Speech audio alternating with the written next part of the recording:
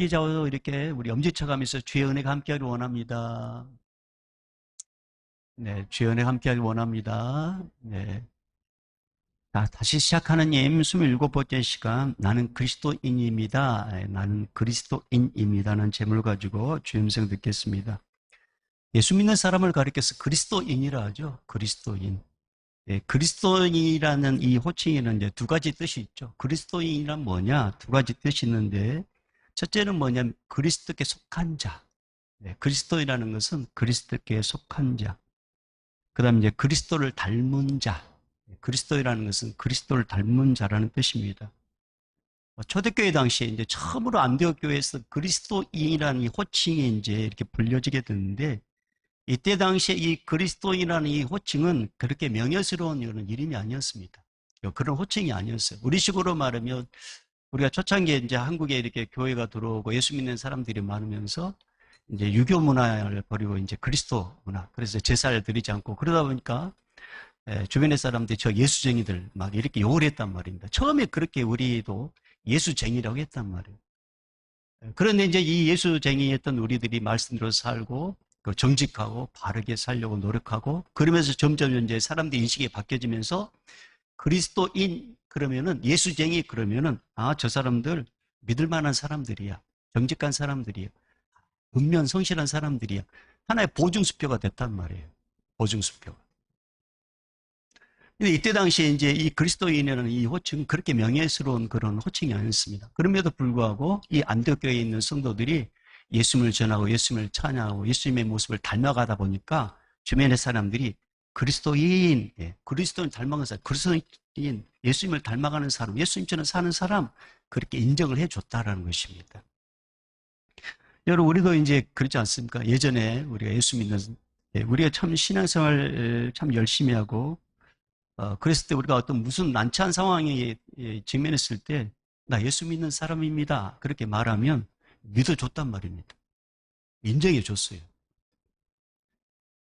근데 어느 때부턴가 나 예수 믿는 사람입니다. 나 교회 다니는 사람입니다. 나 그리스도인입니다. 라고 이렇게 말하면 이렇게 물어봅니다. 그래서요. 그래서 어떻다는 말입니까? 대놓고 또 이야기합니다. 아이고 예수 믿는 사람이 더하면 더했지 못하지는 않더라. 예수 믿는 사람이다 뭐 똑같더라. 그래서 어느 순간부터 우리 그리스도인이라는 이 정말 보증수표 같은 이 그리스도인이라는 이 호칭이 어느 순간부터 이제 점점 이 세리 이렇게 영향이 약화되고 말았습니다. 최근에 이제 코로나로 인해서 더 이제 그런 상황이 되고 말았죠. 어떤 주점이라든가 식당이라든가 노래방에서 뭐 코로나가 퍼졌다 그러면은 잠잠합니다.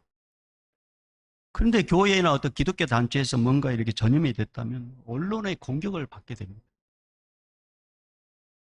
그러다 보니까 자연스럽게 나 예수 믿는 사람입니다. 나 그리스도인입니다. 나 교회 다니는 사람입니다. 라는 것을 당당하게 이야기 못하고 말았습니다. 오히려 그냥 예수 믿는다. 교회 다닌다는 것을 부끄럽게 여겨가지고 안 믿는 것처럼, 안 다닌 것처럼 그렇게 꾸미는 사람. 그런 모습도 우리에게 있다는 것을 우리 부인할 수가 없습니다. 왜 세상에 이렇게 우리 이 크리스찬들이, 왜 예수 믿는 사람들이, 왜 이렇게 세상에 사람들이 불편한 존재가 되고 말았을까요? 나 그리스도인입니다는 이 보증수표가 그래서요. 어떻다는 거예요? 그렇게 인정받지 못하는 그런 존재가 되고 말았을까요? 왜 사회 공동체에서 비판의 대상이 되고 말았을까요? 교회가 세상을 염려하는 것이 아니라 세상이 교회를 염려하는 이런 형국이 되고 말았을까요? 도대체 어디서부터 잘못되었단 말입니까? 도대체. 나 예수 믿는 사람입니다. 이 보증수표 같은 그 신뢰를 다시 회복할 수는 없단 말입니까? 예수님께서 그렇게 바라셨던 빛과 소금의 역할을 우리는 다시 감당할 수 없을까요? 나 예수 믿습니다. 이 호칭이 보증수표와 같은 그런 어떤 인격이 높고 그렇게 인정받을 만한 그런 자리에 우리 다시 이룰 수 없을까요? 정말 길이 보이지 않습니까? 정말 길이 없을까요? 제가 이렇게 물어보는 것은 길이 있다는 것이죠. 있다는 것입니다. 방법이 있어요. 그게 뭐냐? 우리가 예수님처럼 살면 되는 것입니다. 예수님처럼. 그래서 우리가 어떤 일을 할 때, 뭔가를 행할 때, 뭔가 결정할 때, 반드시 이렇게 한번 자문을 해보고 뭔가 해보시길 바랍니다. 뭘 자문하냐? 예수님이시라면 어떻게 하셨을까?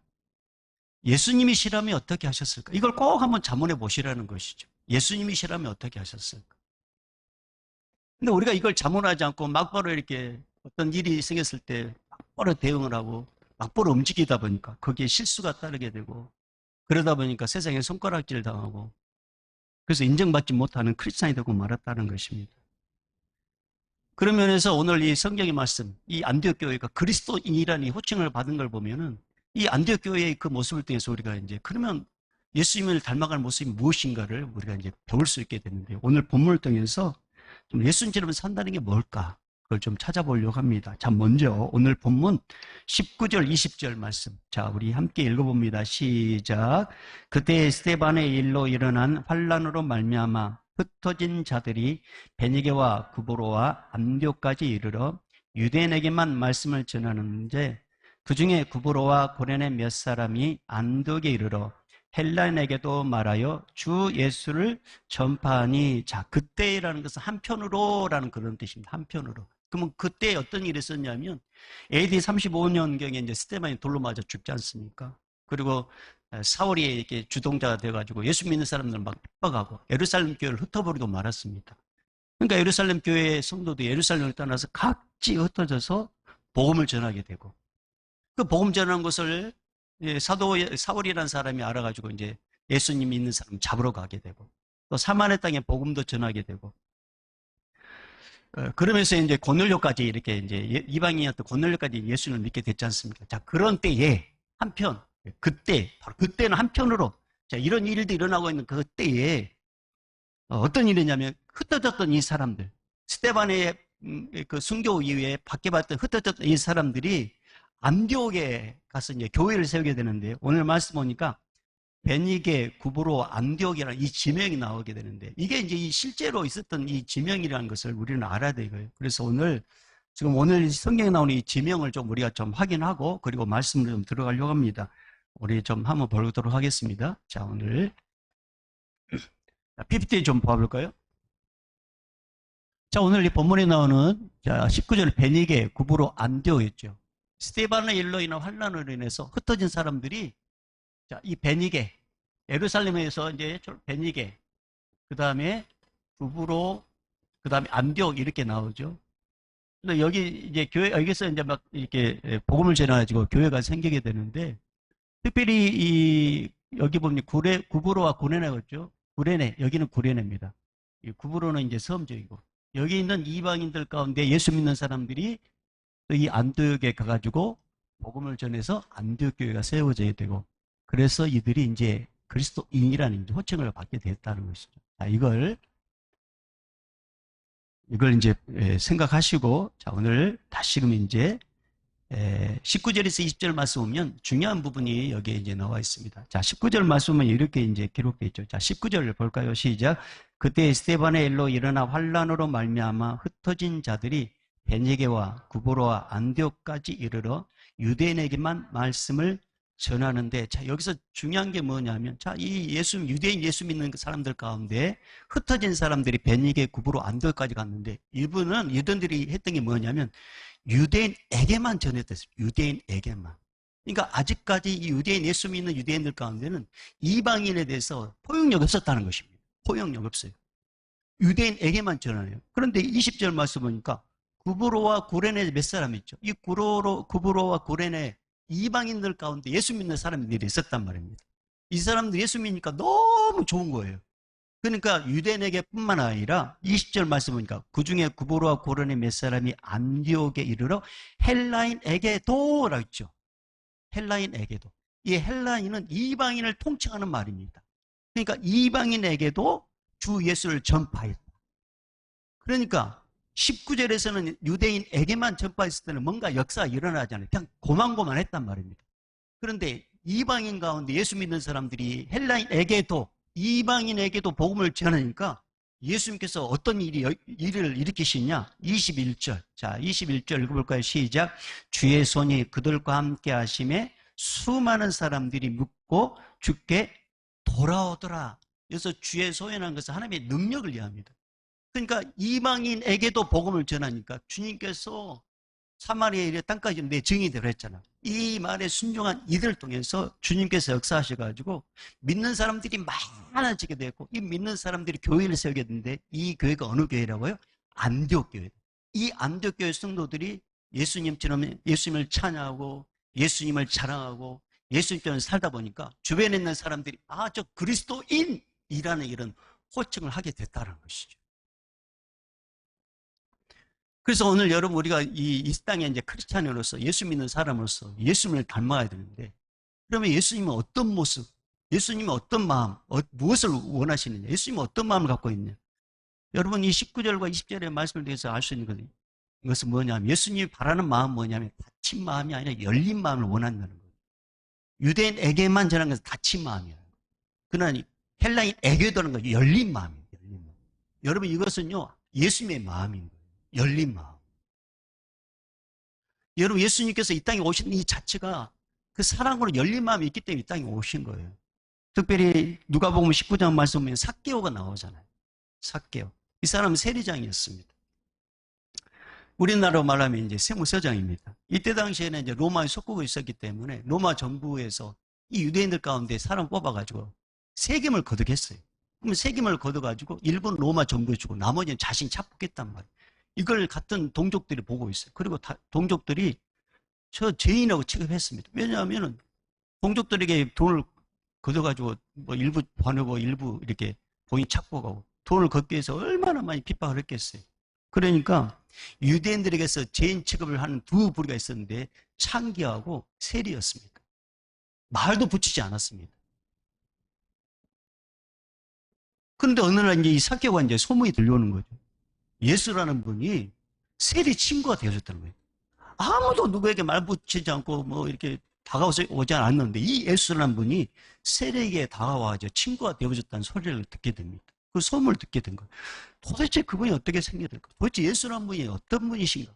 정말 궁금했을 때, 근데 마침 이제 예수님께서 삭개오가 있는 이 여륙을 지나가게 됩니다. 그 소식을 이제 삭개오가 듣게 되잖아요. 그래서 도대체 예수님이 어떻게 생겼는가 보자라고 이제 길에 나가봤더니 이미 사람들이 막 있어가지고 예수님을 볼 수가 없었습니다.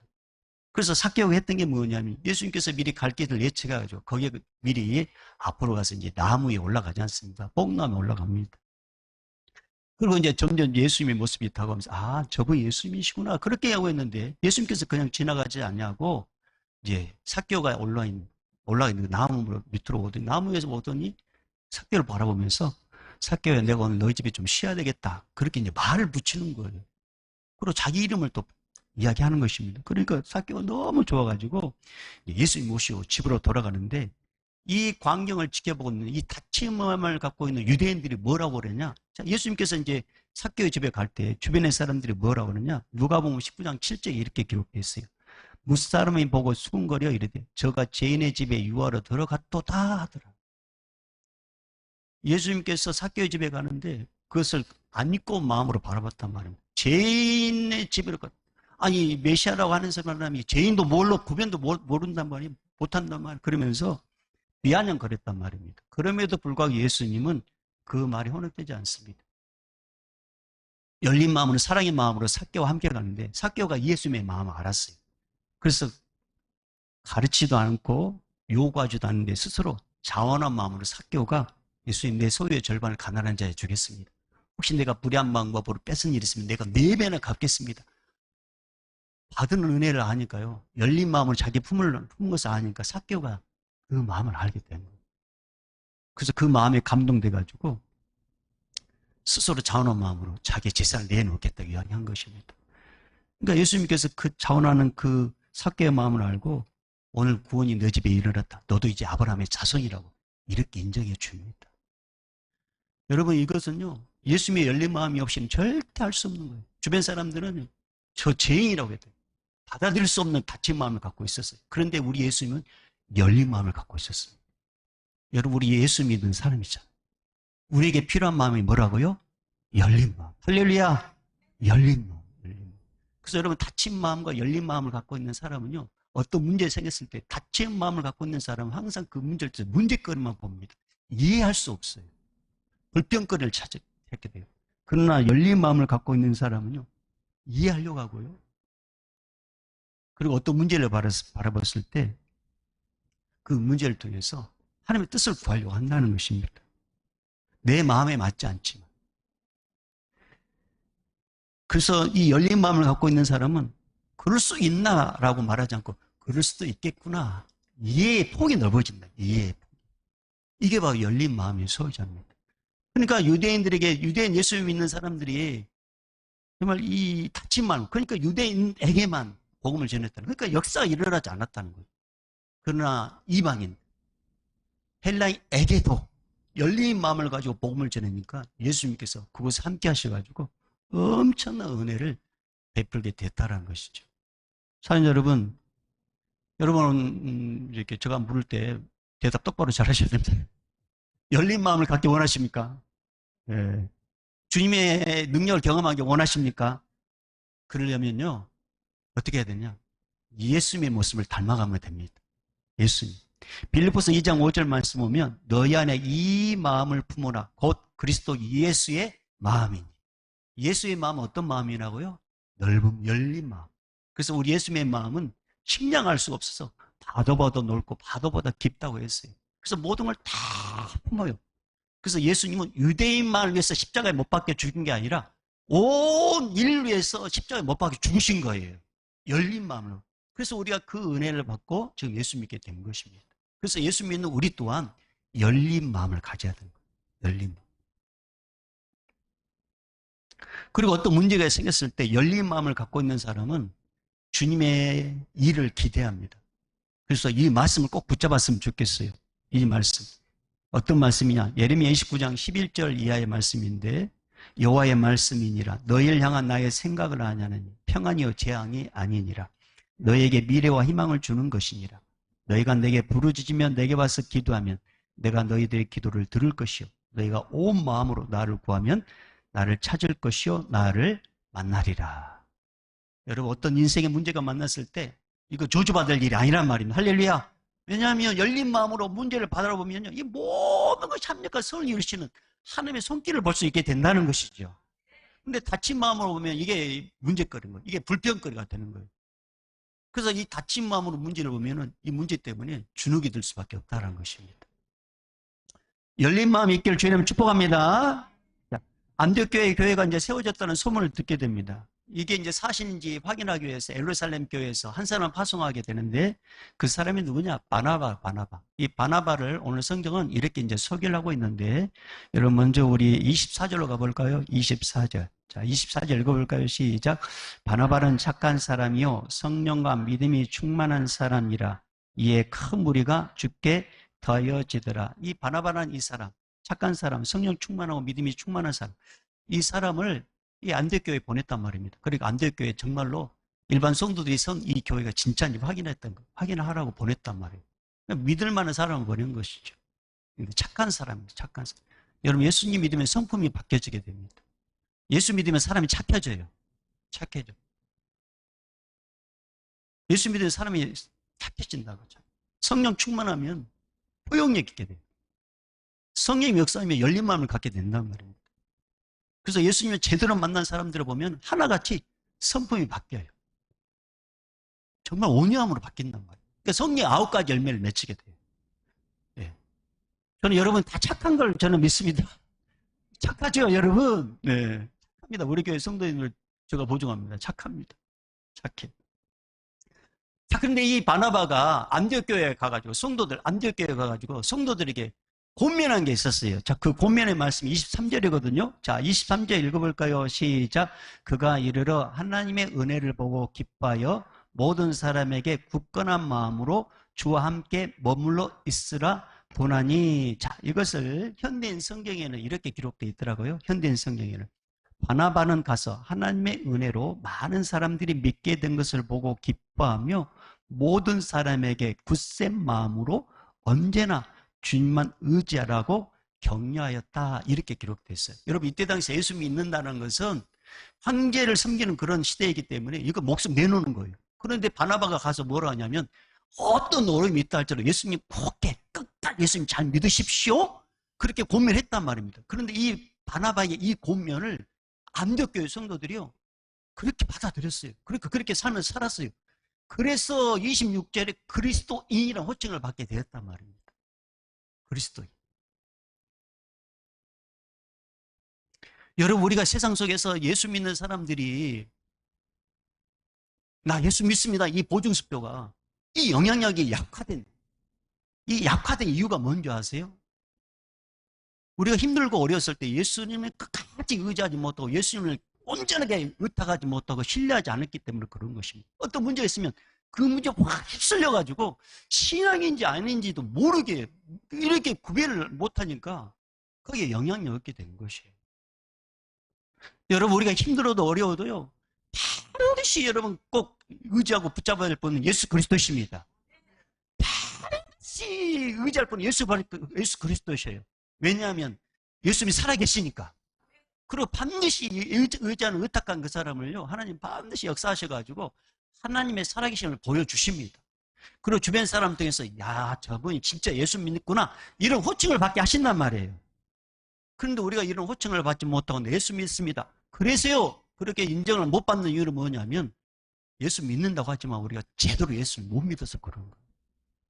힘들면 예수님을 더 의지해야 될 것 같은데 그냥 세상 방식으로 문제를 해결하려고 하니까 그런 것입니다.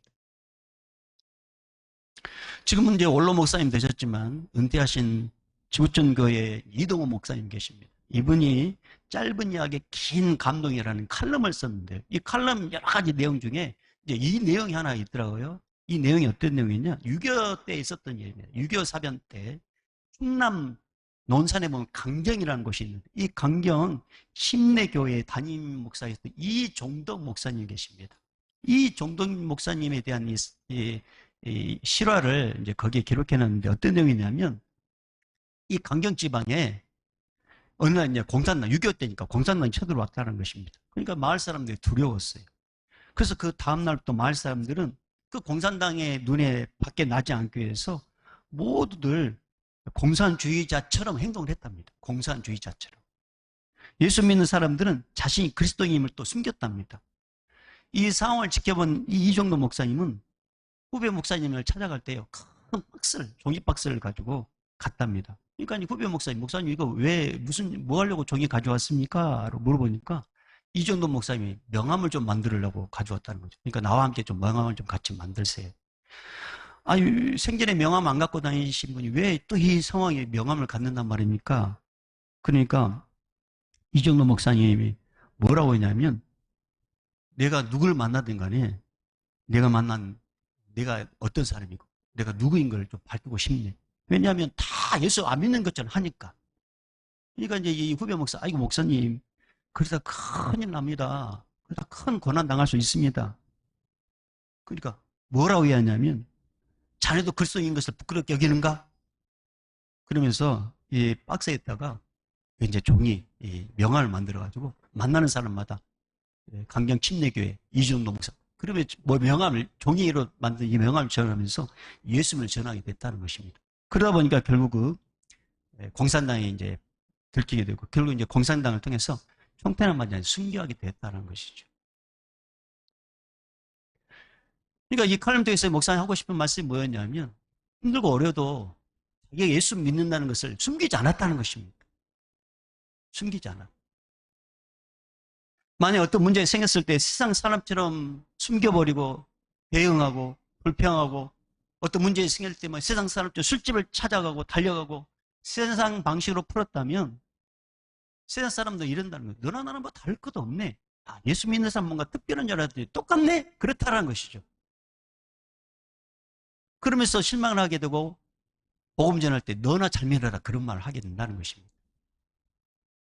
그런 어떤 인생의 문제가 생겼을 때 끝까지 예수를 믿고 신앙인다운 모습을 보여주게 된다면 하나님이 살아계시기 때문에 반드시 하나님의 살아계심의 존재, 하나님의 존재를 보여주신다는 것이죠. 그래서 주변 사람을 통해서 예수 믿는 사람이구나 이렇게 인정받게 하신다는 것이죠. 여러분, 이 시대에 우리에게 필요한 게 뭐야? 나는 그리스도인입니다라는 것을 우리가 이 시대에 당당하게 필요한 게 뭐냐? 이걸 드러내놓고 우리가 보여주는 것이죠. 드러내놓고. 그래서 지금 여러분 우리가 지금 이 코로나 상황에서 교회 다니는 것을 부끄럽게 여기고 예수 믿는 것이 정말 부끄럽게 여겨가지고 안 믿는 것처럼 이렇게 행동하면요, 하나님은 그런 영혼 쓸 수가 없습니다.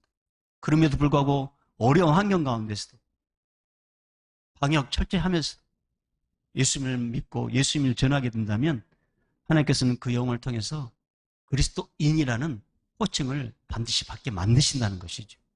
저는 우리 교회가 그렇게 쓰임받는 교회가 되기를 소망합니다. 저는 우리 교회 성도님들이 주변 사람들에서 역시 예수 믿는 그리스도인이구나, 그렇게 호칭받기를 주님을 축복합니다. 그러려면 결단이 필요하단 말이에요. 주의 권면이 필요해요. 그래서 오늘 저는 바나바가 주의 대신해서 안디옥교회 권면한 것처럼 제가 또 오늘 주님의 이름으로 오늘 우리 믿음의 성도님들에게 꼭 권면하고 싶습니다. 사랑하는 여러분, 힘들어도 어려워도 꼭 예수님 꼭 붙잡고 가십시다. 반드시 예수님께 역사하십니다. 반드시.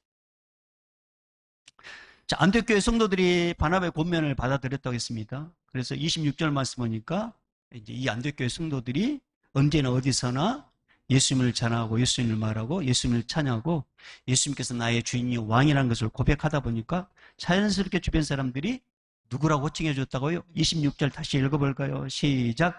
만남의 안디옥에 데리고 와서 둘이 교회에 1년간 모여있어 큰 무리를 가르쳤고 제자들이 안디옥에서 비로소 그리스도인이란 일컬음을 받게 되었더라. 받게 되었더라. 사랑하는 여러분, 오늘 우리에게 필요한 게 바로 이거 그리스도. 그래서 힘들어도 어려워도 꼭 예수 안에 우리 붙어십시다. 그래서 우리 예수님은요, 포도나무 비유에서 이렇게 약속을 하셨어요. 요한복음 15장 말씀에 이런 말씀을 하셨어요. 나는 포도나무고 너희는 가지라. 그가 내 안에 내가 그 안에 거하면 사람이 열매를 많이 맺나니 나를 떠나서는 너희가 아무것도 할 수 없습니다.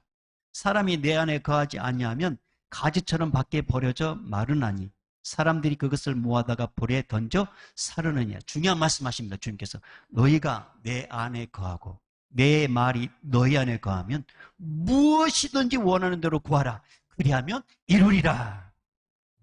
무엇이든지 예수 안에 있으면 주님께서 도와주신다는 것입니다. 자, 바나바는 안디옥교회 성도들 섬길 때 혼자 섬기지 않았다는 것을 알 수 있어요. 다소에 있는 바울을 데려와서 함께 동역을 하였습니다. 그게 이제 25절인데요. 자, 25절로 가볼까요? 시작. 바나바가 사울을 찾으러 다소에 가서 그렇습니다. 다소에. 그러니까 이제 안디옥 교회에 혼자 가서 이제 사역하지 않고 이제 바울과 함께 1년 동안 사역을 해가지고 열심히 예수님이 누구시니 가르치다 보니까 그 배움을 받는 사람들이 이제 예수님을 전하고 예수님을 잘하고 예수님을 찬양하다 보니까 주변에 이제 그리스도인이라는 호칭을 받게 되었다는 것이죠. 여러분, 이걸 통해서 이 시대를 살아가고 있는 우리에게 나는 그리스도인이라고 이제 호칭을 이렇게 인정하는 우리가 예수님의 모습을 닮아가야 되는데, 그럼 예수님은 어떤 모습으로 우리가 이 땅에 살기를 원하느냐? 우리는 함께하기 원하신다는 거죠. 여러분, 예수님도 하나님도 이 세상을 창조하실 때 우리라는 표현을 쓰셨어요. 독단적으로 하나님 혼자 세상을 창조하지 않았단 말입니다. 성자 예수님과 성령 하나님과 함께 하셨습니다. 근데 세상은 지금 어떤 주의로 흐르거든요? 점점 개인주의로 해요. 개인주의. 그래서 각자 도생이라는 말이 나옵니다. 각자 도생. 이 각자 도생이라는 말이 뭐냐면 각자 알아서 살아갈 방도를 구하라 그런 것입니다. 각자 알아서. 근데 사탄은 이 각자 도생, 개인주의를 교묘하게 이용합니다. 교묘하게. 그래서 예수 믿는 사람들도 여기에 분위기에 따라가게 만든다는 것이죠. 그래서 아무런 간섭도 받지 않는 곳, 아무런 봉사도 하지 않는 곳을 찾아갑니다. 그래서 큰 교회를 선호하는 이유는 뭐냐면 몰래 가서 예배 드리고 몰래 가서 나오려고 하는 거죠. 그런 시대가 되고 말았습니다. 그런 시대가. 폴 틸리라는 교수는 이런 말을 했어요. 현재 기성교인 중에 10%는 이미 영적으로 죽었고 80%는 잠들어 있고 오직 10%만 살아서 교회를 이끌어가고 있다. 알렌이라는 이 기독교 교수는 이런 말을 했어요. 한번 좀 잘 들어보세요. 교인 중 20%는 주일 예배에 출석하지 않고 25%는 기도를 드려보지 못했고 35%는 가정에서 성경을 읽는 일이 없고 60%는 기독교 서적을 읽지 않으며 75%는 교회에서의 책임을 회피하고 85%는 전도를 한 명도 못했으나 교인들 100%는 모두가 천국 가기를 원한다. 그러니까 뭔가 손해를 보려고 하지 않고 개인적으로 생활하다가 그런데 천국은 가고 싶다. 이게 지금 현대교회라는 현대교회. 근데 우리 주님은 뭐라고 말씀하셨냐면 두세 사람이 모인 곳에 내가 너희 함께 한다 말씀하셨단 말이에요. 두세 사람이 모인 곳에. 그러니까 우리 예수님은 함께하는 걸 좋아하셔요. 근데 사탄은 흩어지게 만든다. 흩어지게 만든다. 여러분 안디옥교회로서 그리스도인이라는 이 호칭을 받기까지는 바나바와 사울이 함께 하셨어요. 함께 사역을 해가지고 예수 믿는 사람들을 이렇게 잘 세웠기 때문에 주변의 사람들이 그리스도인의 호칭을 받게 됐다는 것이죠. 우리에게 필요한 게 뭡니까? 함께입니다. 함께. 그래서 여러분 시간이 가면 갈수록 세상은 개인주의로 흐르게 되고 혼자 있는 것이 편하게 여기는 그런 세상이 가고 있는데 그럴 때일수록 우리 예수 믿는 사람들은 함께 하셔야 됩니다. 함께. 그럼 어느 순간인가 반드시 여러분 드러나게 됩니다. 야, 예수 믿는 사람들 함께하네. 그러면서 혼자 있으면 좋을 것 같죠. 육체는 편하지만 영적으로 엄청나게 시달리게 된 걸 알게 됩니다. 그러면서 이제 점점 나도 함께하고 싶다. 그런 마음이 들면서 이제 관심을 갖게 되는 거죠. 앞으로 그렇게 된다는 것입니다. 그렇게. 그런 어떤 일을 우리가 당하기 전에 먼저 우리가 해야 될 게 뭐냐면 우리가 그리스도인으로서 먼저 해야 될 게 뭐냐. 함께하는 일을 우리 함께 하시는 것입니다. 함께하는 것. 그래서 전도서 4장 9절 이하에 보면 이런 말씀이 있어요. 두 사람이 한 사람보다 나음은 그들이 수고함으로 좋은 상을 얻을 것이니라. 혹시 그들이 넘어지면 하나가 그 동물을 붙들어 일으키려니와 홀로 있어 넘어지고 붙들어 일으킬 자가 없는 자에게는 화가 있으리라. 또 두 사람이 함께 누우면 따뜻하거니와 한 사람이면 어찌 따뜻하랴. 한 사람이면 패하겠거니와 두 사람이면 맞설 수 있나니 세 겹줄은 쉽게 끊어지지 아니하느니라. 이 말씀하고 있어요. 그러니까 여러분 무슨 말씀이에요? 마지막 때가 되면 될수록 함께하는 일에 함께하자. 함께하는 일에 동참하자. 그랬을 때 영향력이 있게 된다는 것입니다. 그랬을 때. 그게 우리에게 필요합니다. 사랑하는 여러분, 이제 말씀 마무리합니다. 자, 우리 한번 따라볼까? 나는 그리스도인입니다. 나는 크리스찬입니다. 나는 교회다입니다. 이 말이 보증수표가 되고 영향력 있게 되려면 세 가지를 유념하라고 해서 첫 번째, 열린 마음을 갖고 있는가? 두 번째, 끝까지 주님을 의지할 믿음이 있는가? 세 번째, 함께 할 수 있는 일에 동참하는가? 거기에 세 가지에 유념하시고 우리 모두 열린 마음을 갖고 끝까지 주님을 의지하고 함께하는 일에 동참해서 나는 그리스도인입니다. 이 말이 보증수표가 되기를 주님 축복합니다. 이제는 우리 주 예수 그리스도의 은혜와 하나님 아버지의 극진하신 사랑하심과 성령님의 감화 감동 교통 충만하심이 나는 그리스도인입니다 라는 이 말이 영향력 있고 또 보증수표와 같은 그런 삶을 살기를 원하고 그런 영향을 끼치기를 원해서 주님을 끝까지 의지하고 열린 마음을 가지고 모두 함께하길 원하는 마음으로 그렇게 살기를 다짐한 우리 성도들 그 결단 위에 오늘 또 복음을 전하는 우리 선교사님들과 또 의료인들과 155마일 지키는 우리 구인들과 함께하지 못하지만 휴가에서 또 방송 예배는 우리 믿음의 권속들과 이 예배 현장에 있는 우리 믿음의 사람들과 우리 다음 세대들과 우리 청년 세대들 위해 이제부터 영원히 있을지어다. 아멘.